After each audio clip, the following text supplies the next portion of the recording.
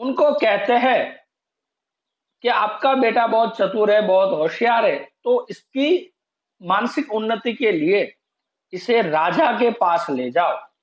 राजा का जो राजकुल होता है, जहाँ राजा के बच्चे और भी कई सारे बच्चे पढ़ते हैं, उस वहां पर ले जाओ, और वो वहां पढ़ेगा तो कुछ और ज्यादा सीखेगा। ये सारी बातें कल हमने बताई थी।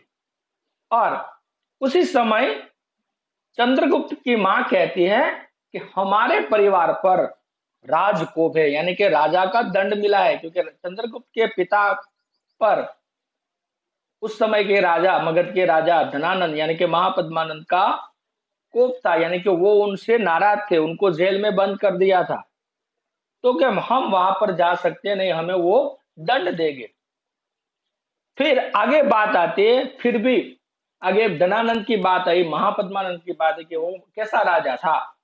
तो हमने कल बताया था कि बहुत दुष्ट था, यानी कि बहुत ही बुरा राजा था, बहुत ही लोभी किस्म का राजा था, और अपने प्रजा पर बहुत ही अत्याचार गुजारता था। और उसके राज्यसभा में जो भी लोग थे वो भी उनके चापलूस थे, यानी कि राजा की हाँ में हाँ मिलाने वाले, कोई सच बोलने वाला नहीं था। ये सारी बातें हम कल बात कर रहे थे। फिर चंद्रगुप्त की मां को, जिसका नाम मैंने कल बताया मुरा था, उसे एक बार ख्याल आता, चलो चाणक्य की बात मान ली जाए, एक बार वहां मैं अपने बच्चे को ले तो जाती हूँ। और वो वहां पर राजा की सभा में पटना यानी कि पाटलिपुत्र ले जाती है। उसी समय हमने बात की थी कि उस समय के बहुत सारे राजा महाराजा एक दूसरे की परीक्षा करते थे कि इस राजा में कितनी अकल है, यानी कि दिमाग है, बुद्धि है, कितनी चतुराई है, इसकी शक्ति क्या है, इसकी कमियां क्या है, ये जानने के लिए कुछ ना कुछ परीक्षा किए जाती थी। तो जब चंद्रगुप्त और उसकी मां राज्यसभा में पहुंचते हैं, तो उसी समय किसी दूसरे राजा के वहां से एक पिंजरे में शेर को रख के आते हैं, जो एक मोम का शेर है। और उसके साथ शर्त ये रखी जाती है राजा को और उसके सभासदों को। वो परीक्षा लेने वाला कहता है कि इस शेर को पिंजरे से बाहर लाना है, लेकिन पिंजरा खोलना नहीं है, इसे किसी भी तरह से खोला जाएगा नहीं, ऐसे ही शेर को बाहर निकाल दो, ये शर्त रखी गई थी। इतने तक हमने कल पढ़ा था। अब आगे सेकेंड लास्ट पैराग्राफ क्या है, उसी समय जब बालक मां के साथ राजसभा में पहुंचा, तो किसी राजा के यहां से नंद की राजसभा की बुद्धि का अनुमान करने के लिए लोहे के पिंजरे में मोम का सिर बनाकर भेजा गया था, और उसके साथ यह कहलाया गया था कि पिंजरे को खोले बिना सिंह को निकाल लीजिए।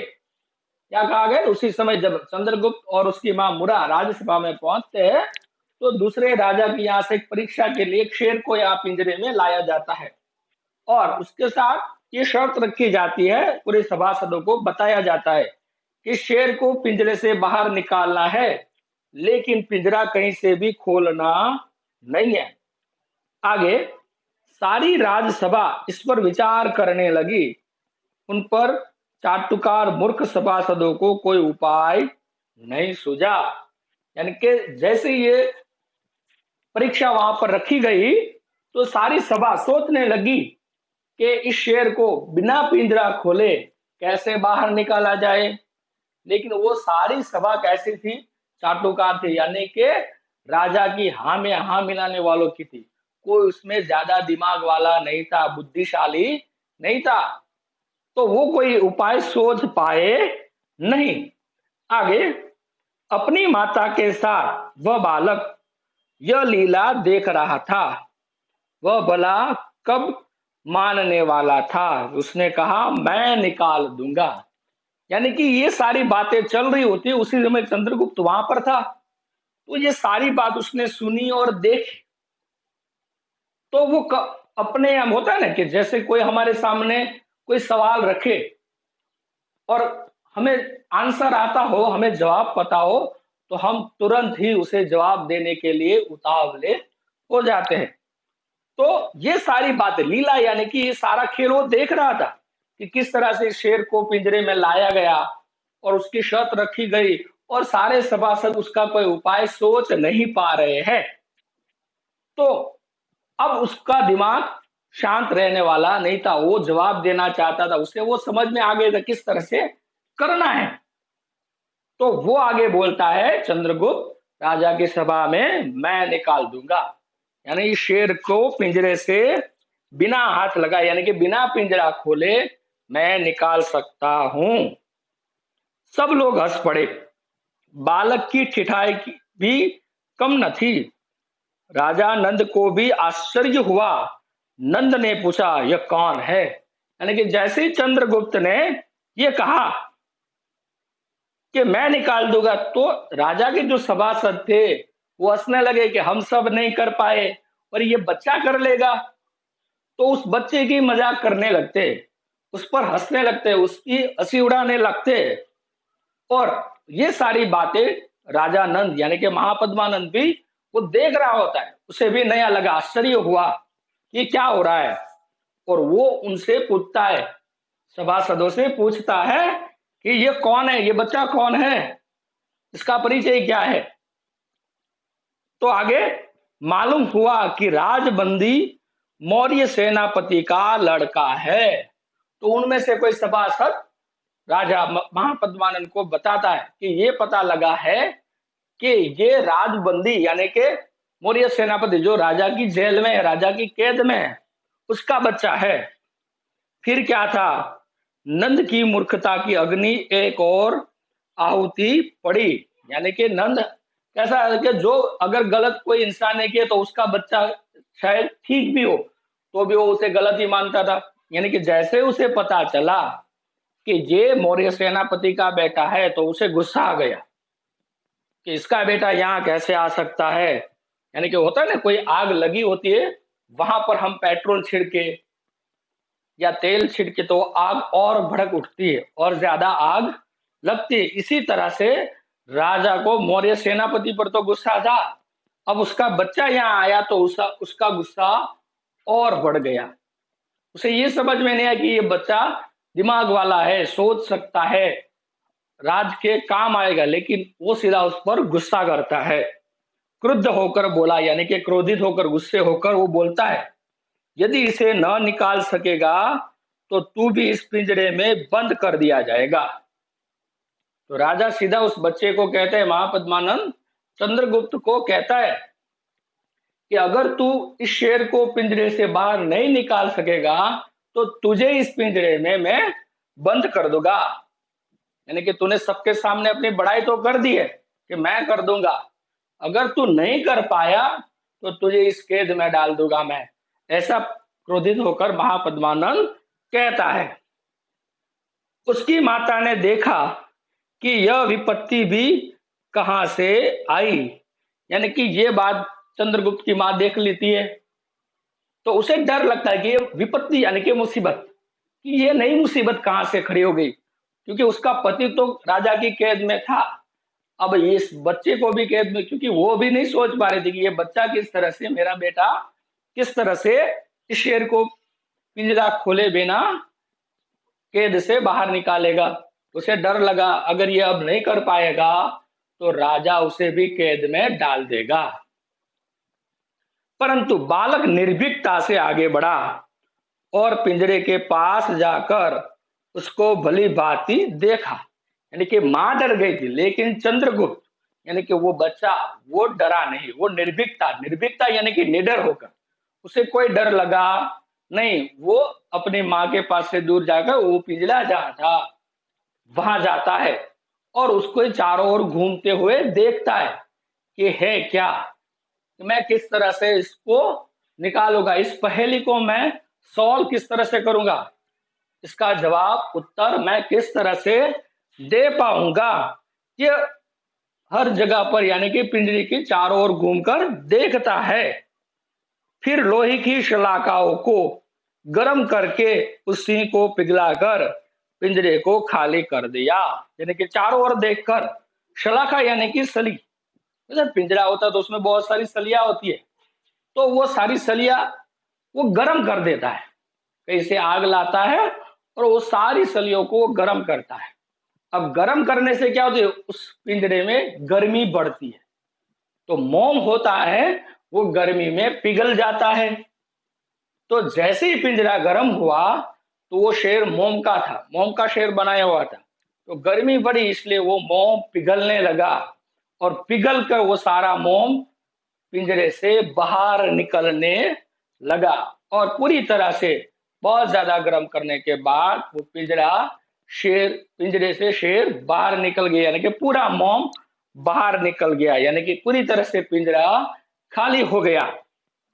सब लोग चकित रह गए। राजा ने पूछा तुम्हारा नाम क्या है, यानी कि उसने वो पहेली सॉल्व कर दी, उसका जवाब उसने दे दिया। तो सभी लोग चकित हो गए, राजा की सभा में जो जो लोग थे वो सब लोग आश्चर्यचकित हो गए। इस छोटे से बच्चे ने, जो बड़े बड़े लोग नहीं कर पाए वो इस छोटे से बच्चे ने कर दिया। और राजा भी खुश हुआ क्योंकि उसके राज्य में जो पहेली आई थी उसका जवाब उन्होंने दे दिया। तो अब वो खुश होकर उस बच्चे को पूछते हैं तुम्हारा नाम क्या है। उसने कहा, यानी कि वो बच्चा कहता है चंद्रगुप्त, मेरा नाम चंद्रगुप्त है।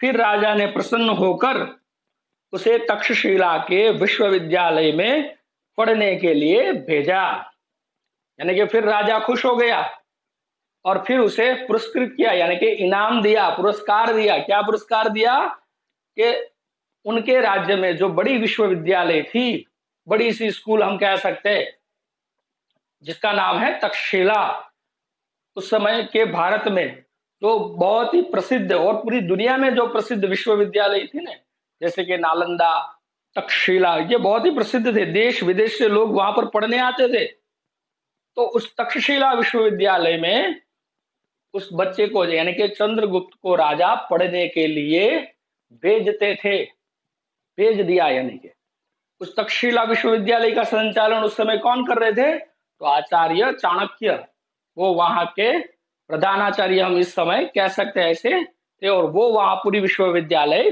चलाते थे। तो वहां पर चंद्रगुप्त को वो राजा यानी कि धनानंद उसे पढ़ने के लिए भेज देते हैं। आगे चलकर यही बालक उसी ब्राह्मण चाणक्य की सहायता से चक्रवर्ती सम्राट चंद्रगुप्त मौर्य हुआ। यानी कि जब वो बालक बड़ा हुआ तो अपने गुरु की सहायता से, यानी अपने गुरु, कौन उसका गुरु, आचार्य चाणक्य, अपने गुरु की मदद से उस महापद्मानंद को हरा देता है और खुद मगध का राजा बनता है। और उस समय के भारत में 18 अलग अलग जनपद थे, तो सारे जनपद के राजा को हराकर खुद सबसे बड़ा राजा बनता है और अखंड भारत की स्थापना करता है। और उसी समय के दुनिया के सबसे बड़ा एक राजा था अलेक्जेंडर, जिसे लोग सिकंदर के नाम से भी जानते थे, जिसका सपना था पूरे भारत को अपने अधीन करना, पूरे भारत को अपना गुलाम बनाना।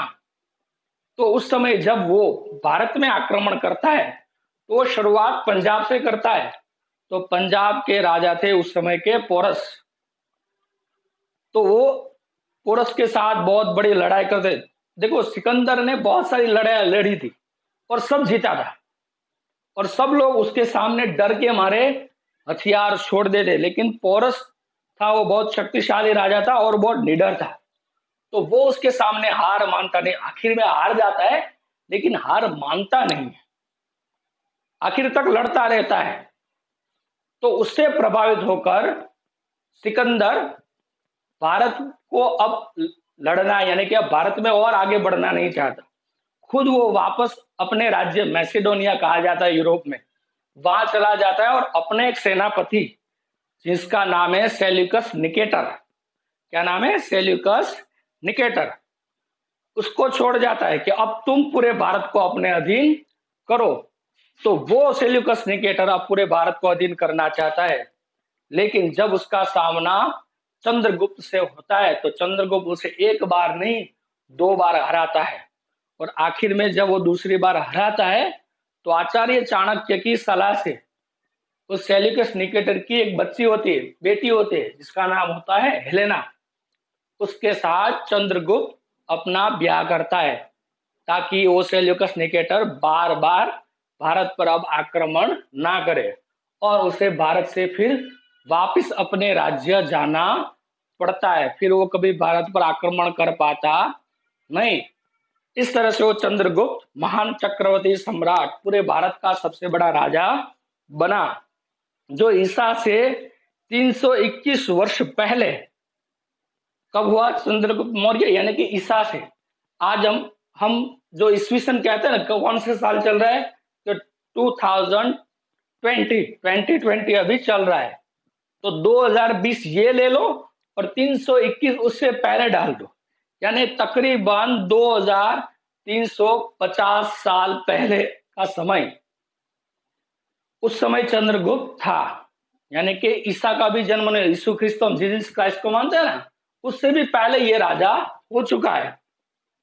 मगध में पाटलिपुत्र में राज सिंहासन पर बैठा और अपने बाहुबल से सिकंदर के यूनानी साम्राज्य के आतंक से भारत को स्वतंत्र किया। यानी कि वो कहाँ राज करता था? तो कि मगध के पाटलिपुत्र में खुद राजा बना, महापद्मानंद को हराकर खुद राजा बना, और राजा बनने के बाद उस समय के सबसे बड़े राजा था सिकंदर, तो पूरी दुनिया जीत चुका था और उसको भारत से खदेड़ दिया, यानी कि भारत से हार कर वापिस भागने पर मजबूर कर दिया और पूरे भारत को स्वतंत्र रखा। ऐसा राजा था चंद्रगुप्त, और उस सिकंदर के आतंक से पूरे भारत को उसने स्वतंत्र रखा, यानी कि हमारे देश पर किसी विदेशी को उसने आने दिया नहीं। ये उस चंद्रगुप्त के जीवन का एक छोटा सा प्रसंग है। लेकिन हम थोड़ी और बात करेंगे चंद्रगुप्त के बारे में। देखो, चंद्रगुप्त तो महान था ही। जब उसने अपना राज्यकाल खत्म किया, उसकी 3 पत्नियां थी। पहली थी दुर्धरा, जिसका एक बेटा हुआ जिसका नाम था बिंदुसार। फिर दूसरी बीवी थी जो सेल्यूकस निकेटर की पत्नी थी, बेटी थी, जिसका नाम है हेलेना, और एक उसकी पत्नी कही जाती है नंदिनी, जो ऐसा माना जाता है मगध के राजा महापद्मानंद की बेटी या बहन थी। कोई पक्का बता सकता नहीं। इतिहास में कई लोग उसे महापद्मानंद की बेटी भी बताते, तो कुछ लोग उसकी बहन भी बताते हैं। इस तरह से वो 3 बीवियों के साथ वहां पर राज करता था, और अपनी पहली पत्नी दुर्धरा के बेटे को, जिसका नाम है बिंदुसार, उस बिंदुसार को वो अपने बाद राजा बनाता है।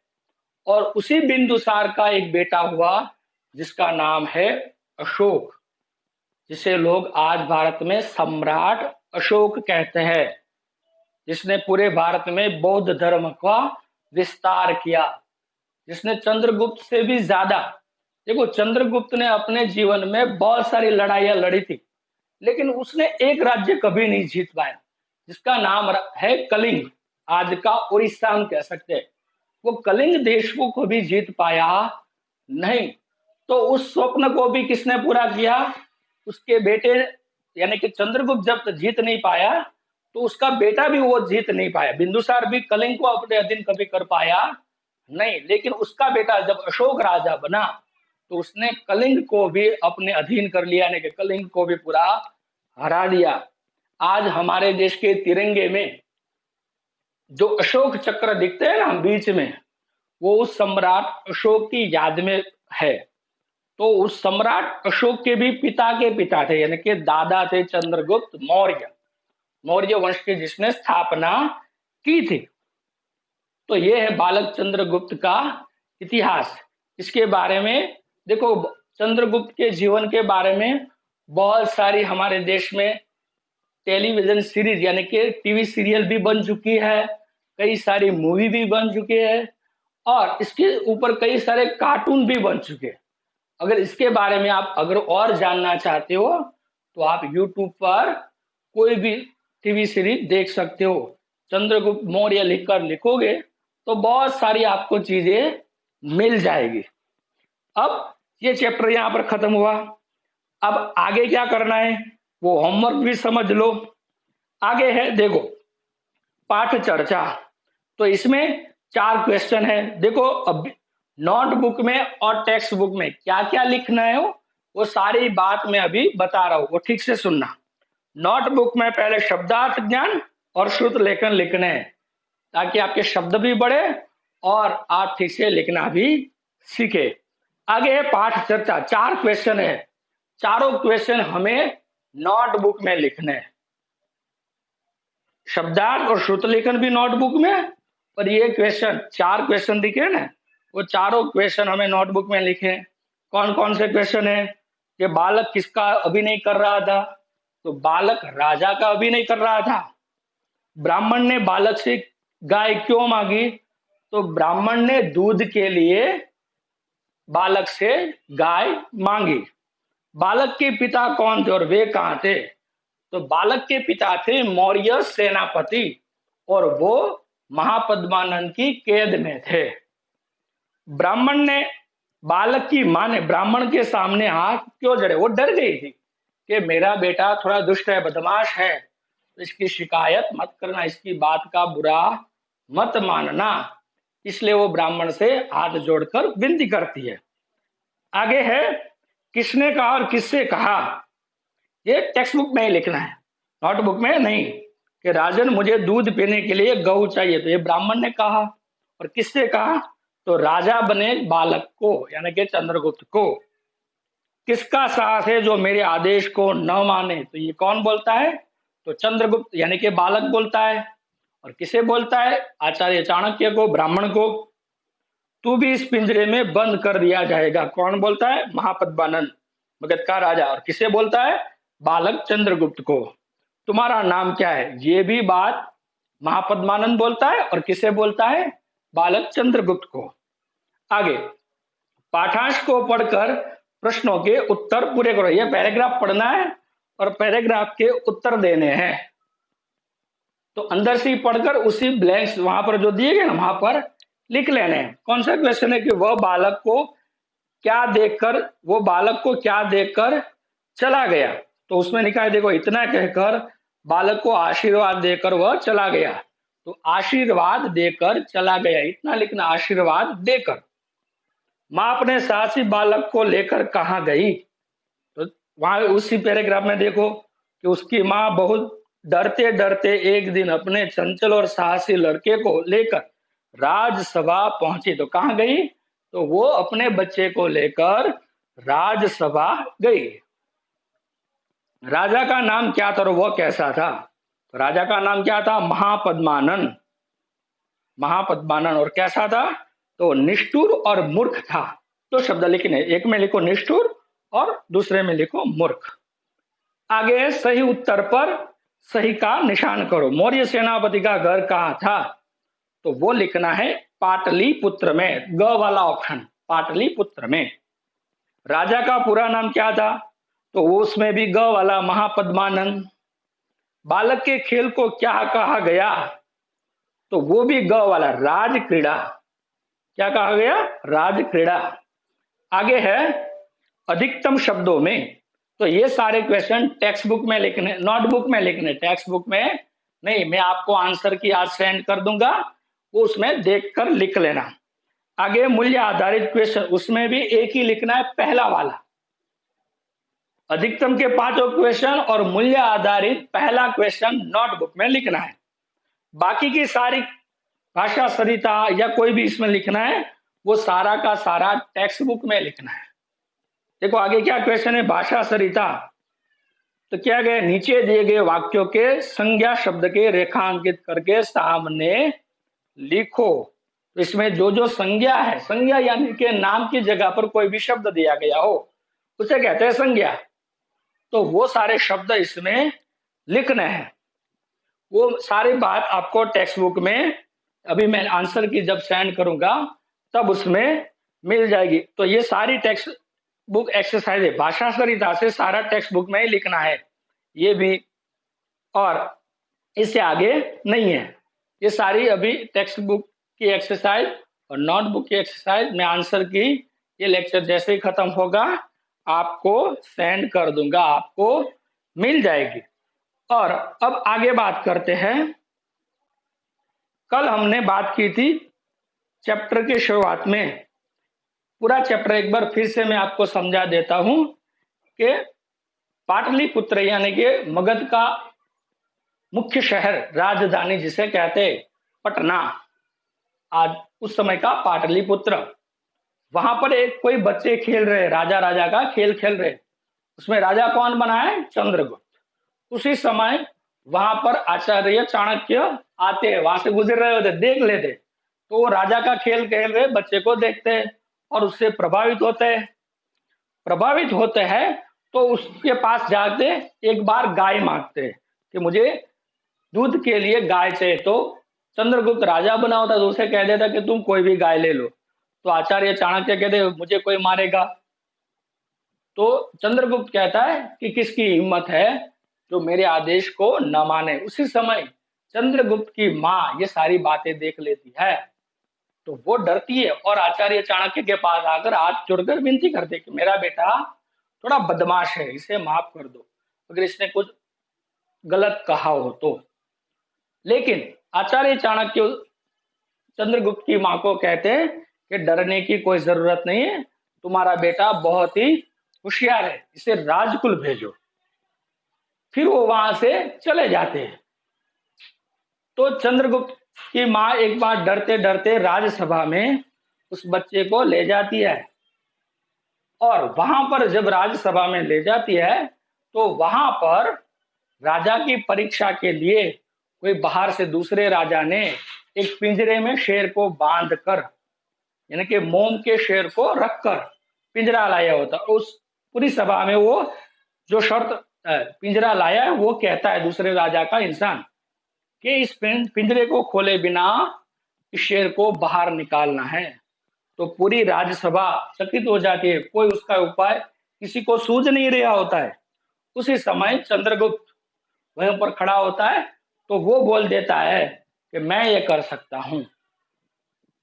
तो पूरी सभा ये सुनकर चकित हो जाती है, और चंद्रगुप्त अभी बच्चा है तो उस पर हंसने लगते हैं कि ये हम सब नहीं कर पाए बड़े बड़े, तो ये बच्चा कर लेगा, हमें उपाय नहीं सूझ रहा है। और ये सारी बातें महापद्मानंद भी सुनता है। तो क्या होता है कि वो पूछता है ये कौन है। तो उसे पता चलता है कि अपने उसी के राज्य के कैदी मौर्य सेनापति तो उसकी कैद में है, उसका बेटा है। तो वो उस पर गुस्सा हो जाता है और चंद्रगुप्त को कहते हैं अगर तू ये नहीं कर पाया तो तुझे भी इसी शेर के साथ कैद में डाल दूंगा।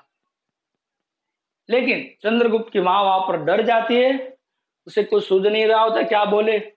लेकिन चंद्रगुप्त बिल्कुल डरता नहीं है, वो निडर होकर उस पिंजरे के पास जाता है, पिंजरे के चारों ओर घूमता है और पिंजरे को ठीक से देखता है, किस तरह से इसे बाहर निकाला जाए वो सोचता है। फिर थोड़ी देर सोचने के बाद वो पिंजरे की जो सारी शलाखा होती है उसको गर्म कर देता है, बहुत ही ज्यादा गर्म करता है, और गर्मी बढ़ने के कारण वो शेर मोम का बना हुआ होता है तो वो पूरा का पूरा पिघल जाता है, और पिघलने के कारण वो पूरा पिघल कर पिंजरे के रास्ते से बाहर निकल आता है और वो पिंजरा पूरी तरह से खाली हो जाता है। तो ये सारी बातें देखकर पूरी सभा चकित हो जाती है, राजा खुश हो जाता है और फिर उस बच्चे को के अपना उसका नाम पूछते हैं तो बच्चा अपना नाम बताता है चंद्रगुप्त। और फिर राजा उसको इनाम देते हुए राजकुल यानी कि जो राजा की विश्वविद्यालय होती है वहां पर पढ़ने के लिए भेजते हैं। कहां पर भेजते? तक्षशिला नाम की विश्वविद्यालय जिसके आचार्य थे चाणक्य, वहां उसके पास पढ़ने के लिए उस बच्चे को भेज दिया जाता है।